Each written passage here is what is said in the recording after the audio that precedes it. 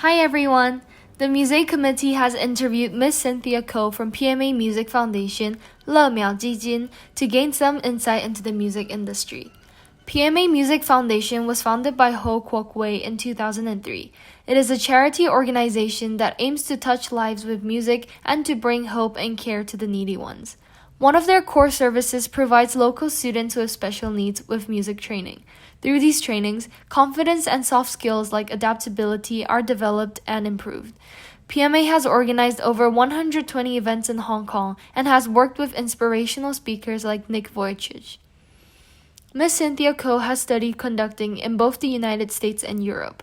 In 2009, her orchestra was invited by Austria's Brahms Music School and the Vienna Philharmonic Orchestra to perform in the famous Haydn Saal Concert Hall, where her concert was well received by the members of the Vienna Philharmonic Orchestra. Her vast conducting repertoire ranges from orchestral to choral music to musical productions. We are extremely honored to have had an opportunity for an interview with her. Please enjoy. Good evening, Ms. Ko. Thank you for making time to join us for this interview. I'm Caleb Fong. And I'm Alex Lark, and we're students from SIHK. Nice to meet you. So we're hosting this interview today with the aim to learn more about the music industry and its future prospects from you. We hope that the insights you provide from us will encourage our students who are interested to pursue a music career. Okay, so the first question is, the journey towards where you are today must have taken a lot of hard work and effort. So how did it all begin? What were some of the challenges you faced when you started to embark on this music industry? Well, I started out as a piano performance major in university, and I realized I was not the type of person who, could lock myself up in a room and practice the whole day. I'd rather be with people, and being a conductor allowed me to do all that. Mm-hmm. But I didn't know how to get started because my family has no music background, so I was the only one studying music. So I had no idea how to go about this until I found out that in the last year of university, you can actually take conducting class. Mm-hmm. So I just took it, just to find out more about it. And then the moment I stood up on the podium and started conducting a real orchestra, Mm-hmm. that's the revelation. This is something that I want to do for the rest of my life. It was pretty clear. Mm-hmm. I wasn't sure before that what to do until that moment. So I continued to study conducting, and after I graduated, I started teaching in Hong Kong, where I had the opportunity to conduct both choirs and orchestras for a few years. And then I went on to further my studies in Europe with a conducting master. I think that's probably the moment I realized that what I learned in school wasn't enough. Mm-hmm. I met a lot of conducting students in Europe, and I realized that I had to put in a lot more effort in pursuing what I want to do, which is to go back to the basics, just to study scores. And then I had to lock myself up in the room and study. I wasn't practicing piano, but it was studying school. Either way, I had to spend time alone studying, be it practicing or just reading music. So my point is, whatever you want to do, you just have to put in hard work. There's no shortcuts. You just have to, spend time alone, and just do it.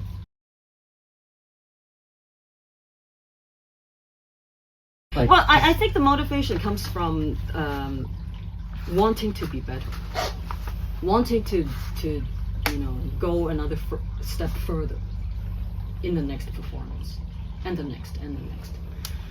That keeps me going, because the more you do it, the more you realize that what you have is never enough. So I think it's like that motivated you to continue on, and you didn't have a thought of giving up throughout the entire process, the repetitive studying. Oh, of course, we all have moments Mm-hmm. that we want to give up when it becomes difficult, and when we think that, okay, other people can do better than me, what am I doing here? Mm-hmm. We all have doubts. at different stages of our lives. But you know, you have two choices: to give up and start again from I don't know what, or continue and try your best and see where that leads you. And I chose the latter, and this is where I am right now. Like, these obstacles must have been bigger when COVID-19 broke out last year. So how did you and your orchestra adapt to these changes? Oh, it still is very tough.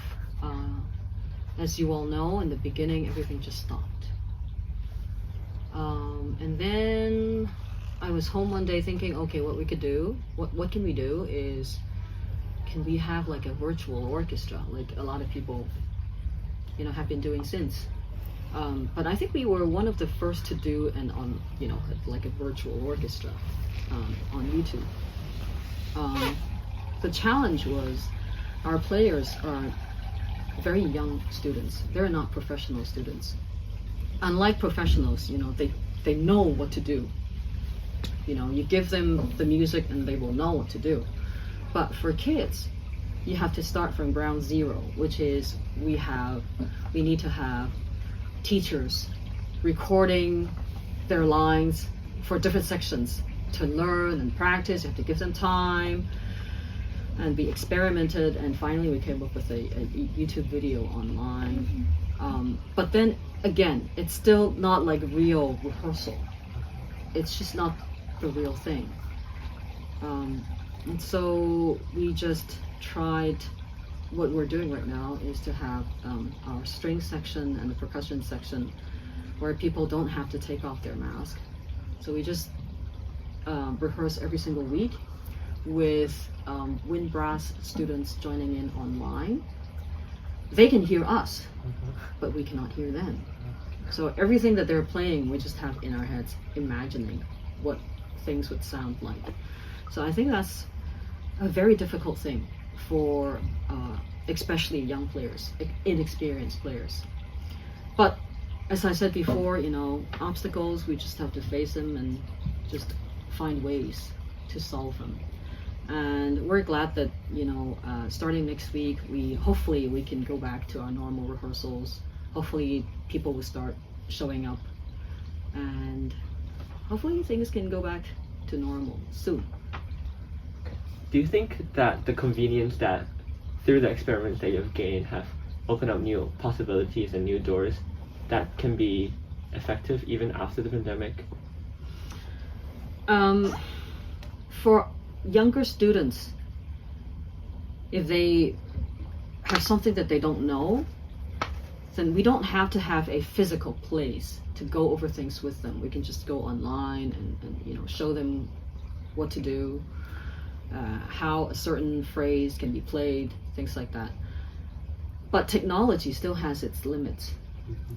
I think it's before the pandemic, people think that, oh, well, we don't need to have real class. We can just all have Zoom lessons. But now that we've experienced a year of Zoom, then we realize that, you know, we need to have social life. We need to go back to, you know, engaging other people physically. And with music as well, it doesn't matter if people tell you that, okay, technology can still help us to you know, connect. It's still not the real thing. I think this is the time when we realize that we need to go back to have live concerts, to have live rehearsals. We need to be back with people again. I think this is, you know, this is the revelation. Zoom just won't work forever, I think. Okay, so what are your views on the current performing arts industry and its future prospects? I'm guessing a lot of people are still afraid of going to live concerts. That's one of the biggest challenges that we have, is to hold concerts with actual audience. I don't know what will happen, but some people say that, okay, virtual performances work. I don't think so. you just cannot feel the real ambience and the vibe if you're not present. Instead of everything going online, I think people are realizing that things just have to go back to, people connecting with each other. Don't you think so? Yeah. You like to be with one another, right? Instead of seeing each other online. Yeah. Yeah.